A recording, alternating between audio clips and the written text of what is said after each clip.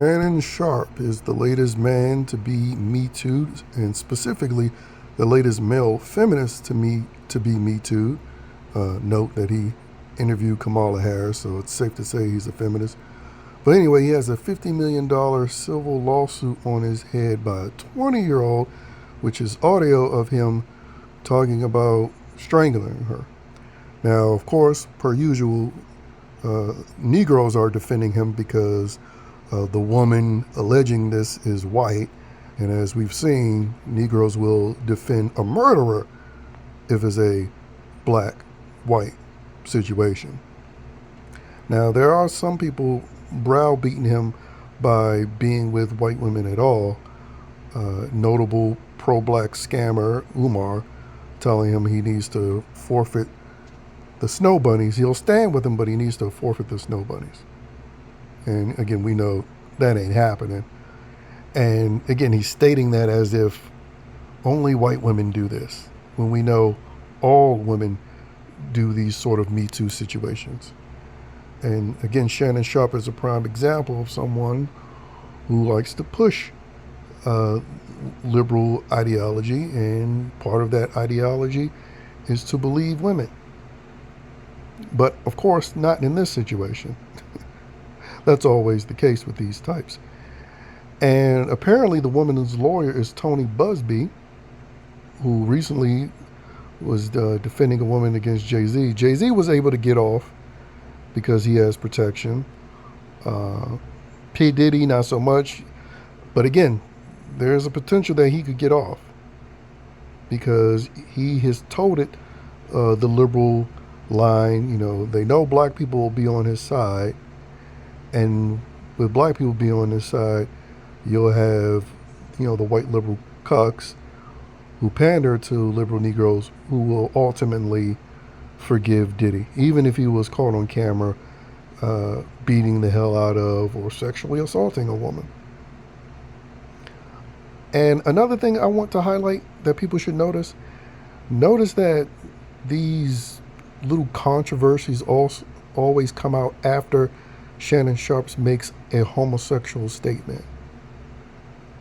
Now, remember, previously when he stated, when he was being alleged for being a homosexual because how he was dressing, there was one viral photo of him looking very effeminate, and people was questioning his sexuality. And then soon after, you had that leaked audio where he was allegedly having sex with a woman. And they made jokes about it, him promoting some audio porn where, again, they could have been just acting, making noise, and nothing was really happening. And now with this situation, it follows Shannon Sharpe being caught on video during one of his shows saying that he dates younger men, or that he wants to date younger men. Now, he claimed that he meant to say he wants to date a younger woman, and he gets crap for that. But he said younger men first. And then just a few days after that, we have this lawsuit situation and audio with him with this young chick talking about them having sex, him threatening to choke her out. Now, one would say, well, that would be a very extreme case to deflect further homosexual allegations after his alleged Freudian slip. But the reality is, the court of public opinion and more than likely the court of law is going to be on his side because, again, he's a liberal Negro that preaches and pushes liberal ideology, feminist, racial victimhood. And so these are the types that do get protected. Again, the only time that a Negro is really in danger is if he's a black Republican, black conservative, or he's viewed as having some conservative views. Outside of that, you can be the worst Negro in the world, a literal murderer, and you'll get defense. You'll get defense in the community, and you'll get defense within the mainstream media. Because again, that was another uh, typical comical thing that I was hearing when people were talking about this story. That, oh, he's in trouble because he's a black man and this is a white girl.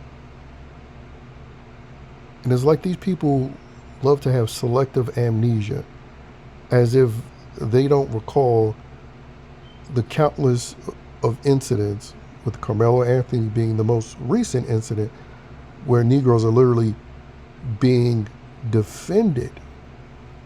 Because they're black, they're getting defense for murdering people, robbing people, getting off for shooting people on video, like A$AP Rocky recently did. So him being black actually helps him out in this situation, and it actually helps him out even more so that she's white. Because if it was a 20-year-old black female accusing Shannon Sharpe of sex crimes, then he probably wouldn't have the black women support. And we know the black women run this idea of a black community.